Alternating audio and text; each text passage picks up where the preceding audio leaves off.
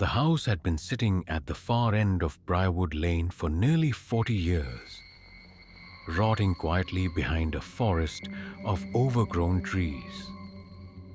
Even in daylight, it looked wrong, like something that didn't belong in the world anymore, but refused to disappear. The roof sagged slightly in the middle.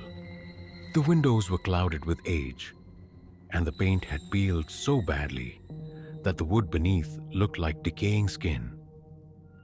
When my wife Claire showed me the listing on her phone, I honestly thought it was a joke.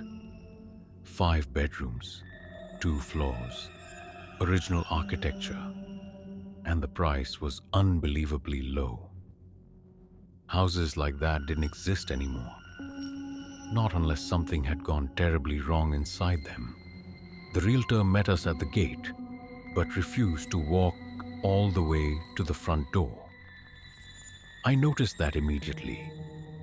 She kept glancing toward the house as if expecting to see someone watching from inside. When Claire asked why the property had been on the market for so long, the realtor forced a smile and simply said, "The previous owners left unexpectedly." That was it. No explanation, no details. Just left. I should have pressed harder, but the excitement of owning such a beautiful old place drowned out my instincts. As she handed me the keys, her fingers were trembling. "Most families don't stay long," she added quietly. I laughed. I don't know why. Nothing about that moment was funny. The moment we stepped inside, the smell hit us. Dust, damp wood, and something else. Something stale and trapped. Our footsteps echoed through the enormous foyer, bouncing off the high ceilings. The house was silent in a way that didn't feel natural. Old homes usually creak and sigh, but this one felt like it was holding its breath. Claire spun slowly, admiring the grand staircase, her excitement glowing. "It's beautiful," she whispered. And it was, but beauty isn't always safe. As we walked deeper inside, I noticed thin scratch marks running along the hallway walls. At first, I thought they were from furniture being dragged out. Later, I realized they were too high for that. We found the basement door behind the kitchen pantry. It was heavier than any door I had ever touched, reinforced with iron brackets that were rusted nearly black. A thick chain wrapped around the handle several times, secured with an ancient padlock. Claire frowned. "That's excessive for a basement." I tried to peek through the narrow gap between the door and frame, but only darkness stared back at me. "Probably just an old storage cellar," I said. Then I noticed something that made my stomach tighten. The wood around the inside of the door was deeply gouged, like someone had clawed at it from below. I stepped back without realizing it. For the first time since arriving, I felt like we weren't alone. Our first night passed quietly, almost too quietly. No cars drove past, no crickets chirped. Even the wind seemed to avoid the property. Around 2 a.m., I woke suddenly, unsure why. That's when I heard it. Footsteps slow, deliberate, directly above our bedroom. I held my breath, listening as the steps crossed the ceiling from one end of the hallway to the other. Claire's voice trembled beside me. "Did you just go upstairs?" "No," I whispered. The footsteps stopped instantly. Then came 3 heavy knocks from the floor above us. We didn't check. Fur has a strange way of convincing you to stay perfectly still. Morning brought logic back with the sunlight. Old houses make noise, I told myself. Temperature shifts, settling beams, perfectly normal. But when I stepped outside to grab our bags from the car, an elderly man stood across the street, watching me. He raised a hand stiffly. "You moved in?" he called. When I nodded, his expression didn't change. Not even a little. You should keep that basement locked, he said.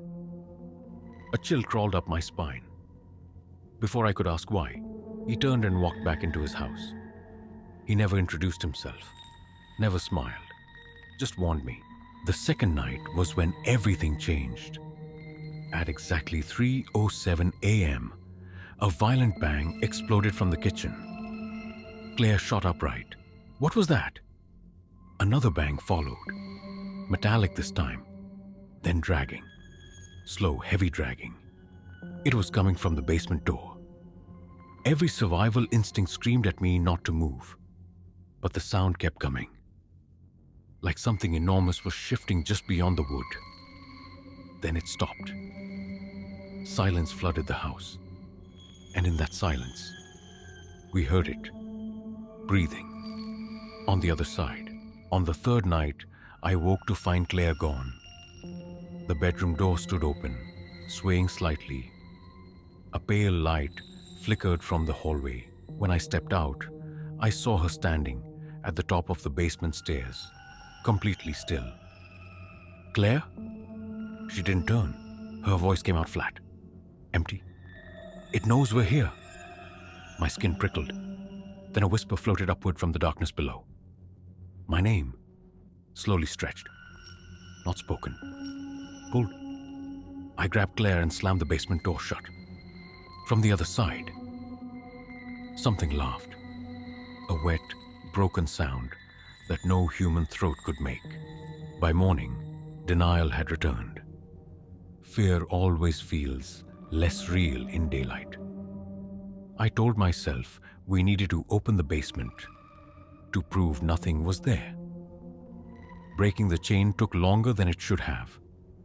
When the door finally creaked open, a wave of air rushed out, thick with the smell of rot and damp soil.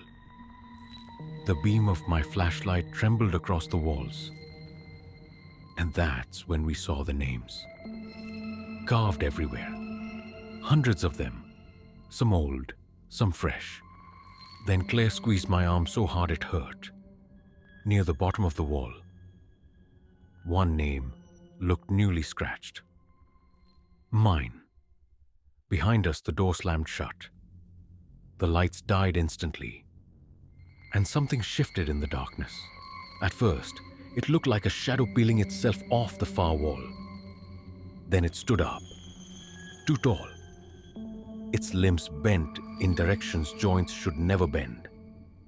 Its head twitched violently until it locked onto us. Then it moved. Not walking, not running, jerking forward in impossible bursts. The darkness seemed to cling to it like wet fabric. Claire screamed. The flashlight dropped. Pitch black swallowed us whole. Suddenly something brushed my ear, cold, rotting. Stay, it whispered. That was enough. I grabbed Claire and rammed my shoulder into the door until it burst open. We ran without coats, without phones, straight into the freezing night. Behind us, every light in the house flicked on at once. Window after window glowing, like the house had opened its eyes. We never went back. Not for our things, not for answers. Weeks later, I tried telling the police what we saw, but the basement was empty when they checked. No carvings, no chain marks, nothing. The house was sold again within months, cheap enough to attract another family. Sometimes, late at night, I still wake up convinced I hear breathing outside our bedroom. Last week, curiosity got the better of me, and I drove past the property. A small child stood at the upstairs window, smiling, waving slowly. As I drove away, my car radio crackled with static. Then came the whisper, soft, hungry, calling my name. I never told that house who I was. So there's only one question left. How long was it listening? Before we arrived? Some houses don't want families. They want names. And once yours is inside, the house never forgets.